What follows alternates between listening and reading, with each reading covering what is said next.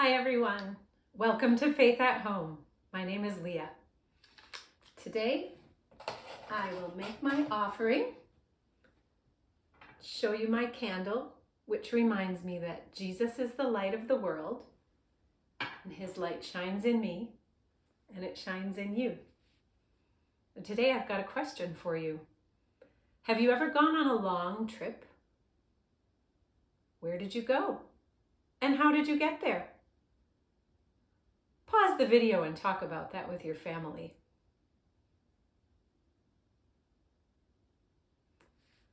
A few years ago, I went on a long trip to Montana. I had to go across Minnesota and North Dakota and the whole state of Montana. Altogether, it was about 1,156 miles. How do you think I got there? So there's the 1,100-mile distance. Do you think I took a plane? Or maybe I walked? It's possible that I took my car. Or even a motorcycle? Or do you think maybe I took a nice, comfortable coach bus? I definitely didn't walk, and I didn't take a plane or a bus or a motorcycle. I went in my car with my family. Now, when we got there, we were welcomed. But if it were a dangerous place where I don't think we would have been welcomed, I don't think we would have gone. But there are some men in our Bible story today who went about the same distance that I went. They went about 1,200 miles, and they went by boat and by foot. That meant they walked. And these men, Paul and Barnabas, were called missionaries. And a missionary is someone who travels to tell others about Jesus. And Paul and Barnabas were the first missionaries. We're actually going to follow Paul and Barnabas's first mission trip on the map, so you can see just how far it was.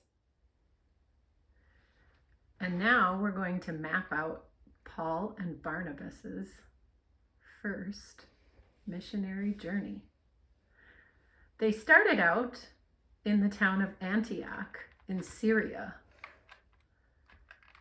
And then Paul and Barnabas walked 16 miles to Seleucia, where they got on a boat and sailed to Barnabas's home region of Cyprus.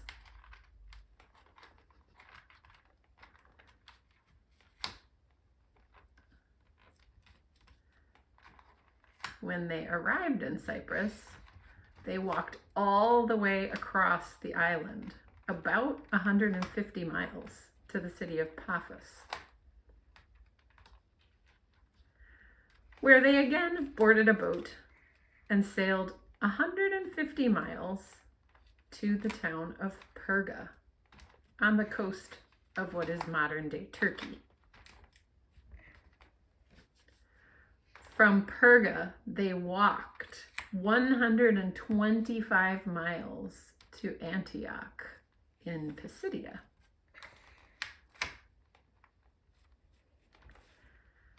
And then they walked even further to the towns of Iconium, Lystra, and Derbe. They were driven out of each city by jealous Jewish religious leaders.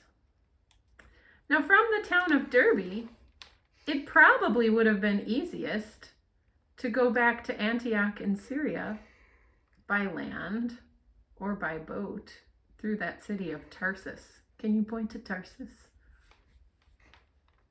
Right. But instead, Paul and Barnabas returned by the same route that they had come, strengthening the new believers as they went. when they got back down to the coast, they set sail for their home of Antioch in Syria. Altogether, this was about 1,200 miles, much of it done on foot. Isn't that amazing? So Paul and Barnabas kept going. They kept going when it was hard. They kept going when they weren't welcome. They kept going even when it wasn't safe. And Paul and Barnabas kept going because it was important to them to spread the news about Jesus' great love for everyone in the whole world. Not just a select few, not just for a few people, for everyone. And did you know we still have missionaries today? Some people from our very own church have been to Bangladesh, and they've been to Haiti. And I have friends who have been to Guatemala, and even parts of our own country, like Florida and Chicago and Milwaukee. And now, will you pray with me, please? Dear God, please help our missionaries do your good work wherever you send them. Please help me be like a missionary too, sharing Jesus' love with everyone I meet. Amen. Thank you, everyone. Have a wonderful week.